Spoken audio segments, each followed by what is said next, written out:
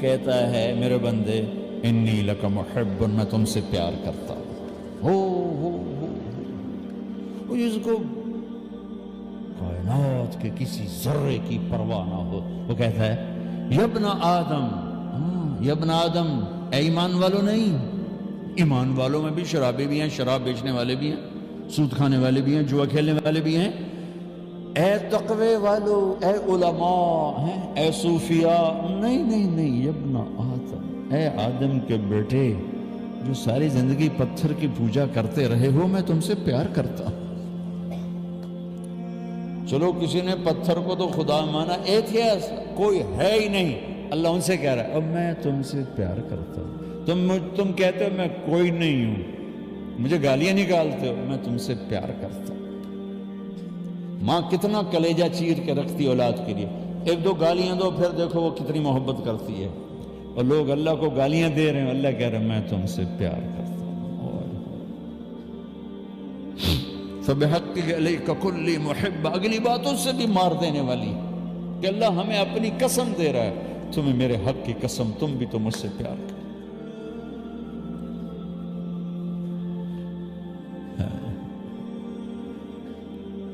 پھر قرآن میں آؤ، یا ایہا الانسان، یہاں بھی یا ایہا الذین آمنوا نہیں ہے، یا عبادی الذین اتقوا نہیں ہے، یا ایہا الانسان۔ کیا درد ہے، آئے میرے اللہ، کیا درد ہے۔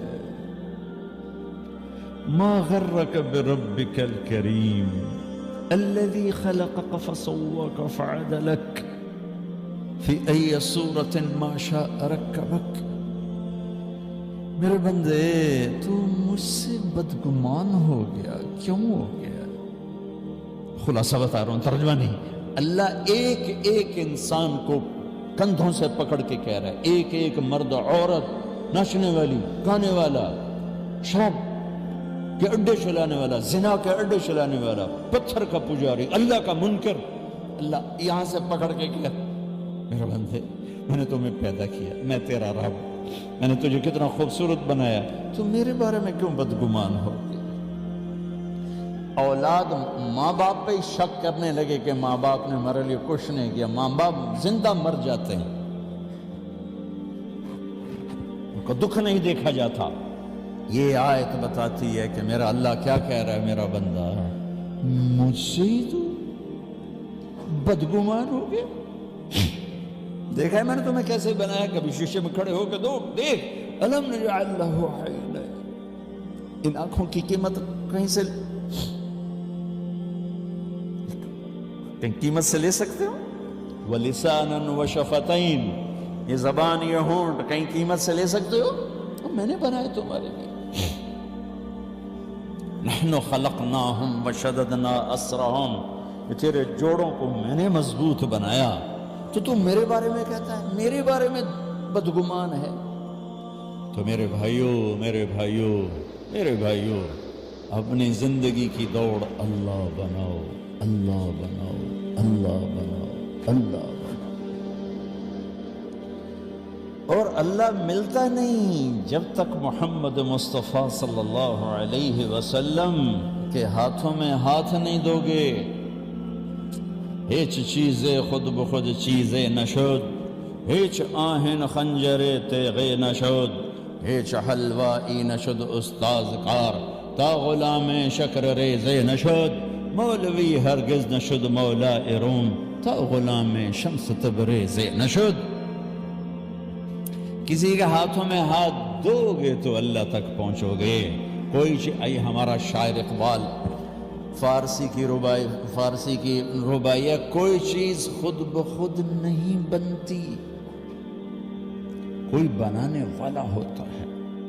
کوئی لوہا پڑے پڑے تلوار نہیں بنتا، کوئی بنانے والا بناتا ہے۔ کوئی بچہ پیدا ہوتے ہی کسی ہنر کا نہیں ہوتا، کسی سے سیکھنا پڑتا ہے۔ پھر آخر میں خوبصورت واقعے کو ایک شعر میں نقل کیا، اے مولوی مولا روم نہیں بن سکتا جب تک شمس تبریز کے ہاتھوں میں ہاتھ نہ دیتے، نہیں تو وہ فقہ میں ہی گھومتا رہے گا، فلسفے میں گھومتا رہے گا، منطق میں گھومتا رہے گا۔ ہاتھوں میں مولانا روم کی مثال دی آخر میں۔ مولانا روم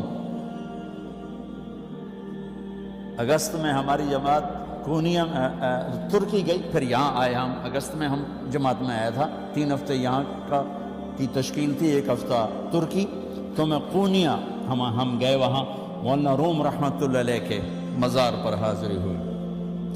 یہ منطق و فلسفہ میں ڈوبے ہوئے تھے، اور تکبر، جب آدمی خشک مضامین کو علم سمجھ لیتا ہے تو وہ تکبر کا شکار ہو جاتا ہے۔ علم کی اصل ہے اللہ کو پہچاننا، جتنا اس میں آگے بڑھتا ہے وہ ٹوٹتا جاتا ہے، جھکتا جاتا ہے۔ درس ہو رہا تھا، کتابوں کے ڈھیر لگے ہوئے تھے، سامنے حوض تھا، مسجد، شمس تبریز آ گئے، جوتا بھی پاؤں میں کوئی نہیں، بالکل دیہاتی شکل۔ تو انہوں نے بڑی سادگی سے مولانا روم سے پوچھا، این چیست؟ حضرت یہ جو کتابوں کے ڈھیر ہیں یہ کیا ہے؟ انہوں نے ایسے دیکھا، ان پڑھ جاہل نظر آ رہے تھے۔ انہوں نے بڑے تکبر سے کہا، یہاں آس کہ تو نمی دانی، یہ وہ ہے جو تو نہیں جانتا، چل اپنا کام کر۔ وہ ایک دم آگے بڑھے، ساری کتابوں کو یوں دھکا دیا، پانی میں چلی گئی، ساری کتابیں پانی میں۔ مولانا روم تو سر پیٹ کر، وہ تیرا بیڑا غرق، وہ ایک بدبخت، تو نے میری ساری زندگی کی محنت برباد کر دی۔ کیونکہ پریس تو تھا نہیں کہ نئی کتاب خرید لاؤ، ہاتھوں سے لکھا ہوا 800 سال پرانا قصہ سنا رہا ہوں۔ وہ سر پیٹ لیا۔